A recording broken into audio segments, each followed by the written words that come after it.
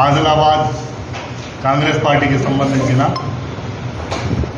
నాయకుడు, చాలా పెద్ద నాయకుడు, అమెరికా నుంచి వచ్చిన నాయకుడు కంది శ్రీనివాసరెడ్డి గారు ఏదైతే మున్సిపాలిటీ వైస్ చైర్మన్కు సంబంధించి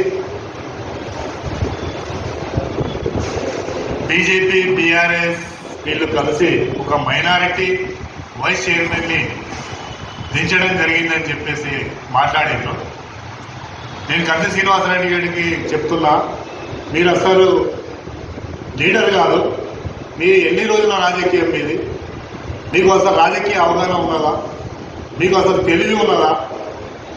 మీరు అమెరికాలో డబ్బులు సంపాదించుకొని వచ్చారు అంతేగాని ప్రజలలో ఉండి ఏ విధంగా పనిచేయాలి, ప్రజల మనసుల్ని ఏ విధంగా గెలవాలి అనేది ఇంకిత జ్ఞానం కూడా మీకు లేదు.